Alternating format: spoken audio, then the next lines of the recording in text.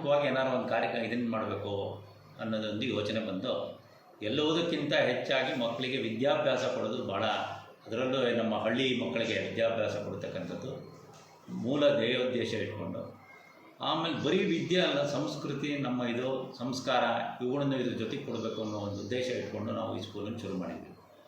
ಆ್ಯಕ್ಚುಯಲ್ಲಾಗಿ ನಮಗೆ ಇದು ಇಂಟರ್ನ್ಯಾಷನಲ್ ಅಂತ ಸ್ಕೂಲ್ ಹೆಸರಿಡು ಅಂತ ಆಸಕ್ತಿ ಇರಲಿಲ್ಲ ನಮಗೆ. ಯಾಕೆಂತಂದರೆ ನಮ್ಮಲ್ಲಿರದೇ ಇರೋದು ಏನು ಇಂಟರ್ನ್ಯಾಷನಲಲ್ಲಿ ಇಲ್ಲ, ನಮ್ಮದು ಆ ಯೋಚನೆ.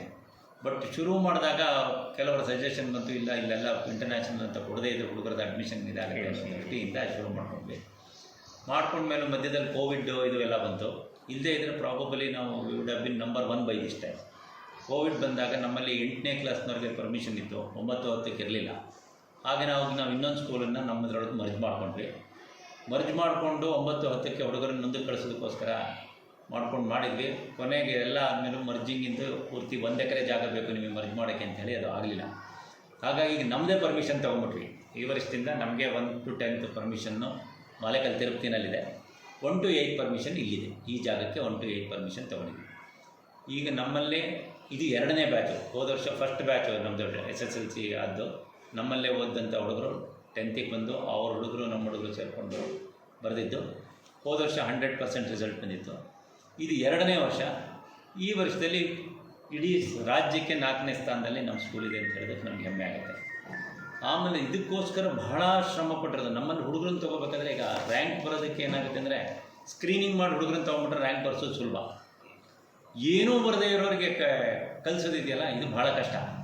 ಅದರಲ್ಲಿ ಟೀಚರ್ಸ್ಗಳು ಸಹಿತ ವಿಪರೀತವಾದಂಥ ಒಂದು ಪರಿಶ್ರಮನ ಪಟ್ಟು ಮಕ್ಕಳನ್ನ ಇದು ಮಾಡಿದ್ದಾರೆ. ಈ ಕೆಲವು ಹುಡುಗರಿಗೊಂದು ಇಷ್ಟರಲ್ಲೆಲ್ಲ ಈಗ ನಮ್ಮಲ್ಲಿ ಅಷ್ಟು ಹುಡುಗರಲ್ಲೂ ಇದ್ದವರು ಒಂದು 3 ಜನ ಸರಿಯಾಗಿ ಇದು ಮಾಡ್ದೇ ಫೇಲ್ ಆಗಿದ್ದಾರೆ. ಯಾಕೆಂದರೆ ಅವರು ಸ್ಕೂಲ್ಗೆ ಬರಲಿಲ್ಲ,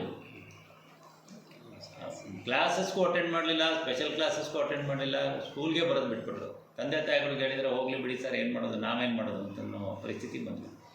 ಸೊ ಹಾಗಾಗಿ ನಮ್ಮಲ್ಲಿ ಇದ್ದಂಥ ಹುಡುಗರಲ್ಲಿ ಒಂದು 3 ಹುಡುಗರು ಫೇಲ್ ಆಗಿದ್ದಾರೆ. ಬಾಕಿ ಎಲ್ಲರೂ ಬಂದಿರೋದ್ರಲ್ಲಿ ಡಿಸ್ಟಿಂಕ್ಷನಲ್ಲಿ ಬಂದಿರೋರೇ ಜಾಸ್ತಿ.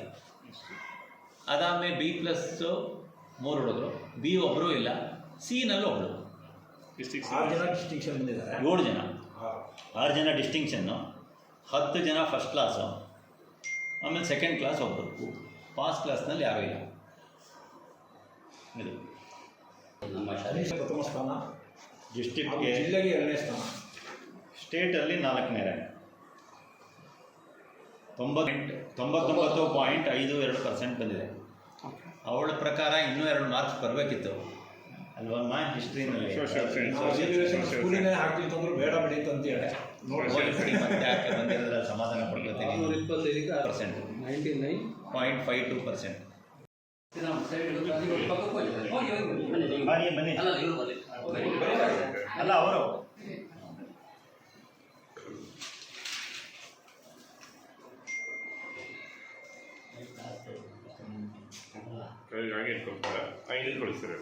ಎಲ್ಲ ಸ್ಕೂಲಲ್ಲೂ ಏಪ್ರಿಲ್ ಮೇಲೆ ಸ್ಟಾರ್ಟ್ ಮಾಡಿರ್ತಾರೆ 10th ಸಿಲೆಬಸ್ನ. ನಮ್ಮ ಸ್ಕೂಲಲ್ಲೂ ಏಪ್ರಿಲ್ ಮೇಲೆ ನಮಗೆ 10th ಸ್ಟಾರ್ಟ್ ಮಾಡಿದರು. ಏಪ್ರಿಲ್ ಮೇ ಟೈಮಲ್ಲೇ ಒಂದು 2 ಚಾಪ್ಟ್ರೆಲ್ಲ ಆಗಿತ್ತು. ಹಾಗೆ ತುಂಬ ಫಾಸ್ಟಾಗಿ ಸಿಲೆಬಸ್ ಕಂಪ್ಲೀಟ್ ಮಾಡಿದ್ರು ಸ್ಕೂಲಲ್ಲಿ. ಆಮೇಲೆ ನಮಗೆ ರಿವಿಷನಿಗೆ ಟೈಮ್ ಸಿಕ್ತು. ಟೀಚರ್ಸ್ ಸ್ಟಾರ್ಟಿಂಗಿಂದನೂ ಯೂನಿಟ್ ಟೆಸ್ಟ್ ಆಗಲಿ, ಪ್ರತಿಯೊಂದು ಚಿಕ್ಕ ಟೆಸ್ಟ್ ಆದ್ರೂ ತುಂಬ ನಮಗೆ ನೀವು ಓದಬೇಕು, ಚೆನ್ನಾಗಿ ಮಾರ್ಕ್ಸ್ ತೆಗಿಬೇಕು ಅಂತ ಫಸ್ಟಿಂದನೂ ಅವರು ಹೇಳ್ಕೊಟ್ಟಿದ್ದಾರೆ ಎಲ್ಲ ಸ್ಕೂಲಲ್ಲಿ. ಆಮೇಲೆ ಟೀಚಿಂಗು ಅಷ್ಟೇ, ಟೀಚಿಂಗು ತುಂಬ ಚೆನ್ನಾಗಿದೆ ನಮ್ಮ ಸ್ಕೂಲಲ್ಲಿ. ಹಾಗಂತ ಆಮೇಲೆ 10th ಅಂತ ಏನು ಬರೀ ನೀವು ಓದಿ ಅಂತಲೂ ಏನು ಕೂರಿಸಿರ್ಲಿಲ್ಲ ನಮ್ಮನ್ನ ಸ್ಪೋರ್ಟ್ಸ್ಗೆ. ಆಮೇಲೆ ಈ ಏನಾದರೂ ಸ್ಕೂಲಲ್ಲಿ ಫಂಕ್ಷನ್ ಆದಾಗ ಡ್ಯಾನ್ಸ್ ಪರ್ಫಾರ್ಮೆನ್ಸ್ಗೆ ಎಲ್ಲದಕ್ಕೂ ನಮ್ಮನ್ನ ಕರೆದಿದ್ದಾರೆ, ನಮ್ಗೆ ಆಪರ್ಚುನಿಟಿ ಕೊಟ್ಟಿದ್ದಾರೆ. ಜೊತೆಗೆ ಸ್ಟಡೀಸು ಅಷ್ಟೇ, ಏನು ಡಿಸೆಂಬರ್ ಟೈಮಲ್ಲಿ ಎಲ್ಲ ಸಿಲೆಬಸ್ ಎಲ್ಲ ಕಂಪ್ಲೀಟ್ ಆಗೋಗಿತ್ತು.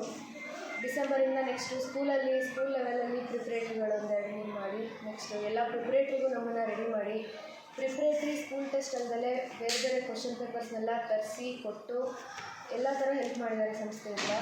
ಟೀಚರ್ಸು ಯಾವಾಗಲೂ ಸಪೋರ್ಟಿವ್ ಆಗಿದ್ದಾರೆ. ಈ ಟೀಚಿಂಗ್ ಬಿಟ್ಟು ನಮಗೆ ಬೇರೆ ಏನು ನಮಗೆ ಪ್ರೆಷರ್ ಆಗ್ತಿರುತ್ತೆ, ಸ್ಟ್ರೆಸ್ ಆಗ್ತಿರುತ್ತೆ ಎಕ್ಸಾಮ್ ಟೈಮಲ್ಲಿ. ಟೆನ್ಷನಿಗೆ ಎಷ್ಟೊಂದು ಸರ್ತಿ ನಾವು ಏನು ಬರ್ತಿರಲ್ಲ ಎಕ್ಸಾಮ್ ಪೇಪರಲ್ಲಿ. ಆ ಥರ ಟೈಮಲ್ಲೆಲ್ಲ ಬಂದು ನಮ್ಮ ಜೊತೆಗಿದ್ದು, ಇಲ್ಲ ಈ ಥರ ಎಲ್ಲ ಆಗುತ್ತೆ, ನೀವು ಧೈರ್ಯವಾಗಿರಬೇಕು ಅಂತೆಲ್ಲ ಧೈರ್ಯ ಹೇಳಿದ್ದಾರೆ. ಸ್ಟಾರ್ಟಿಂಗಿಂದ ಎಂಡಿಂಗ್ ತನಕನೂ ಜೊತೆಗಿದ್ದಾರೆ. ರಿಸಲ್ಟಿಂದ ಎಲ್ಲ ಖುಷಿಯಾಗಿದೆ. ಈ ಸ್ಕೂಲಲ್ಲಿ ಎಜುಕೇಷನ್ ಎಜುಕೇಷನ್ ವೈಸ್ ತುಂಬ ಚೆನ್ನಾಗಿದೆ. ಹೈಸ್ಕೂಲ್ ಆಗಲಿ ಪ್ರೈಮರಿ ಆಗಲಿ ಮಾಂಟೆಸರಿಯಿಂದನೂ ಮಕ್ಕಳಿಗೆ studies with extra curricular activities ಎಲ್ಲ ಸ್ಪೋರ್ಟ್ಸು ಡ್ರಾಯಿಂಗು ಪ್ರತಿಯೊಂದಕ್ಕೂ ಪ್ರಿಫರೆನ್ಸ್ ಕೊಡ್ತಾರೆ ಇಲ್ಲಿ. ಎಜುಕೇಷನ್ನು ಎಲ್ಲ ಆಲ್ರೌಂಡ್ ಡೆವಲಪ್ಮೆಂಟ್ ಆಗ್ತಾರೆ ಮಕ್ಕಳು. ಚೆನ್ನಾಗಿದೆ ಸ್ಕೂಲು. ಸೈನ್ಸ್ ಪ್ಯೂರ್ ಸೈನ್ಸಲ್ಲಿ R&D ಮಾಡಬೇಕು ಅಂತ ಇದ್ದೀನಿ.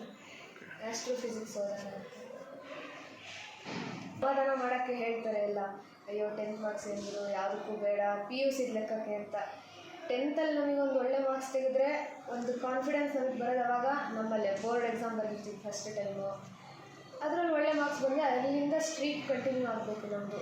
10th ನಾನು ಇಷ್ಟು ಚೆನ್ನಾಗಿ ಸ್ಕೋರ್ ಮಾಡಿದ್ದೆ, ನೆಕ್ಸ್ಟ್ ಇದನ್ನೇ ಕೀಪಪ್ ಮಾಡಬೇಕು ನಾನು ಅಂತ ಬರೋದೇ 10th. ಅದು ಬೇರೆ ಯಾವುದಕ್ಕೂ ಲೆಕ್ಕಕ್ಕೆ ತಗೊಳ್ಳಿಲ್ಲ ಅಂದರೂ ನಮಗೆ ನಮ್ಮ ಮೇಲೆ ಕಾನ್ಫಿಡೆನ್ಸ್ ಬರೋದು 10th ಎಕ್ಸಾಮ್ ಬರೆದಾದ್ಮೇಲೆ, 10th ರಿಸಲ್ಟ್ ಚೆನ್ನಾಗಿ ಬಂದಾಗ. 10th ಸೀರಿಯಸ್ ಆಗಿ ತೊಗೊಂಡು ಓದಬೇಕು.